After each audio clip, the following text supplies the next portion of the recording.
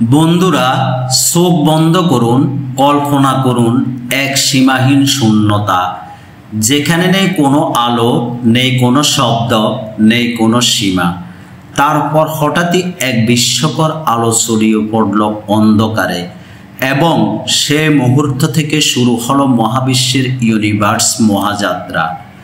আজ আমরা জানব এই বিশাল মহাবিশ্বের অসংখ্য গ্যালাক্সি, নক্ষত্র ও গ্রহের রহস্য, যেভাবে পুরানো আধুনিক বিজ্ঞান একে অপরকে পরিপূরক করে। নাম্বার 1, গ্যালাক্সি, মহাবিশ্বের রাজপ্রাসাদ। বিজ্ঞানীরা বলেন মহাবিশ্বে প্রায় 2 ট্রিলিয়ন গ্যালাক্সি রয়েছে। প্রতিটি গ্যালাক্সি এক একটি বিশাল তারার রাজ্য, যেখানে কোটি কোটি নক্ষত্র, গ্রহ, উপগ্রহ, ধূলিকণা ও গ্যাস মেঘ ঘুরছে নিজের অক্ষে। আমাদের নিজস্ব গ্যালাক্সির নাম মিল্কি ওয়ে গ্যালাক্সি। এখানে প্রায় 200 বিলিয়ন নক্ষত্র আছে। এদের মধ্যে মাত্র একটি নক্ষত্র হলো সান বা সূর্য, যার চারপাশে ঘুরছে আমাদের পৃথিবী।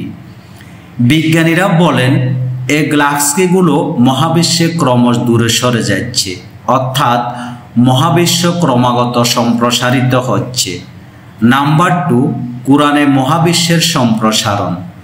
1400 বছর আগে যখন মানুষ জানত না মহাবিশ্ব স্থির না গতিশীল, তখন আল্লাহ তাআলা ঘোষণা করেছেন, ওয়াস-সামাআ বানাইনাহা বিআইদিন ওয়া ইন্না লামুসিউন। আমি আকাশকে শক্তি দ্বারা সৃষ্টি করেছি এবং নিশ্চয় আমি তা সম্প্রসারিত করে চলেছি। সূরা আল জারিয়াত সূরা নং 51 আয়াত নং 47। এই আয়াত আধুনিক জ্যোতির্বিজ্ঞানের অস্ট্রোফিজিক্সের সঙ্গে হুবহু মিলে যায়। 1929 সালে বিখ্যাত জ্যোতির্বিজ্ঞানী এডুইন হাবল আবিষ্কার করেন যে গ্যালাক্সিগুলো একে অপর থেকে ক্রমশ দূরে সরে যাচ্ছে, অর্থাৎ মহাবিশ্ব প্রতিনিয়ত প্রসারিত হচ্ছে, যেমনটি আল্লাহ তাআলা বহু আগে কুরআনে বলেছেন। নাম্বার 3, অদৃশ্যকুটীয় মহাকর্ষ বল। আল্লাহ বলেন, আল্লাহুল্লাযী রাফা আস-সামাওয়াতি বিগাইরি আমাদিন তরাওনা।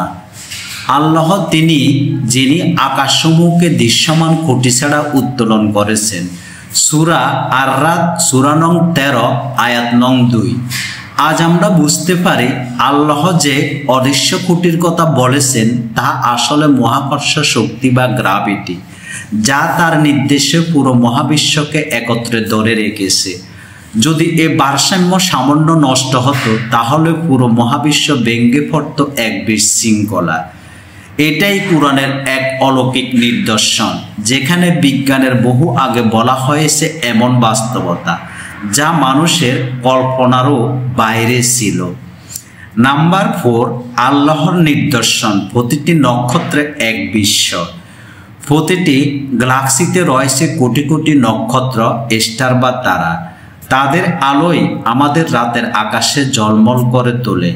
আমরা যে অসংখ্য আলোকবিন্দু দেখি রাতের আকাশে, এগুলো শুধু তারা নয়, প্রতিটি এক একটি সূর্যের মতো উজ্জ্বল নক্ষত্র, যার চারপাশেও হয়তো ঘুরছে অনেক পৃথিবীর মতো গ্রহ।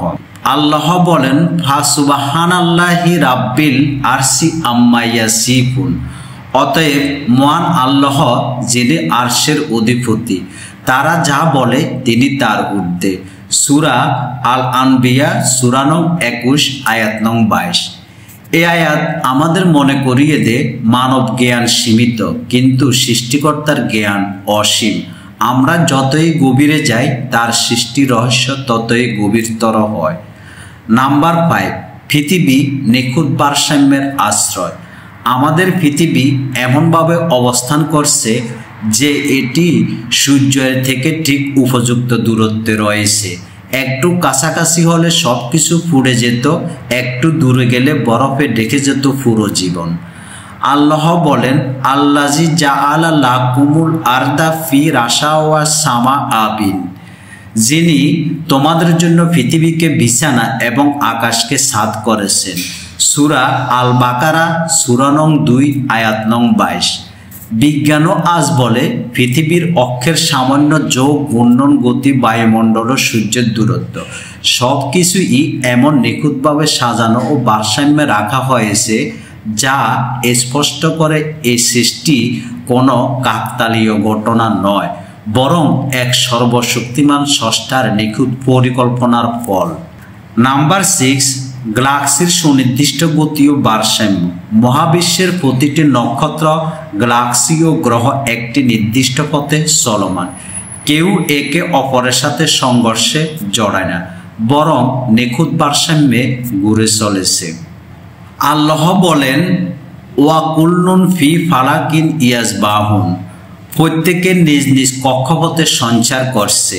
সূরা ইয়াসিন সূরা নং 36 আয়াত নং 40। এই আয়াতে লুকিয়ে আছে মহাকাশ যাত্রার গণিত পদার্থবিজ্ঞানের ভিত্তি। আধুনিক জ্যোতির্বিজ্ঞান বলছে প্রতিটি তারা, গ্রহ আর গ্যালাক্সি চলে এক নিয়মে। আল্লাহর নির্ধারিত সেই নিয়মে যদি সামান্য ভাঙ্গন আসে তাহলে এই মহাবিশ্ব আর টিকবে না এক মুহূর্তও। এই মহাবিশ্বের যত গ্যালাক্সি, যত নক্ষত্র, যত গ্রহ সবই আল্লাহর ক্ষমতা ও জ্ঞানের নিদর্শন। প্রতিটি আলো, প্রতিটি গতি, প্রতিটি ভারসাম্য ঘোষণা করছে এক মহাসত্য। এই সৃষ্টির পেছনে আছেন এক মহান স্রষ্টা। আজকের বিজ্ঞান ধীরে ধীরে শুধু প্রমাণ করছে যা কুরআন 1400 বছর আগে ঘোষণা করেছে। চলুন সবাই মিলে একবার বলি সুবহানাল্লাহ, যিনি এই মহাবিশ্ব সৃষ্টি করেছেন এবং এখনো তা পরিচালনা করছেন নিখুঁত ভারসাম্যে। বন্ধুরা, পরবর্তী পর্বে আমরা জানব মহাবিশ্বের সৃষ্টির রহস্য, বিগ ব্যাং সম্পর্কে কুরআন ও বিজ্ঞানের আলোকে। ততক্ষণে লস্ট টিভি চ্যানেলটি সাবস্ক্রাইব করে আমাদের সঙ্গে থাকুন এই মহাবিশ্বের জানা অজানার ভ্রমণ যাত্রায়।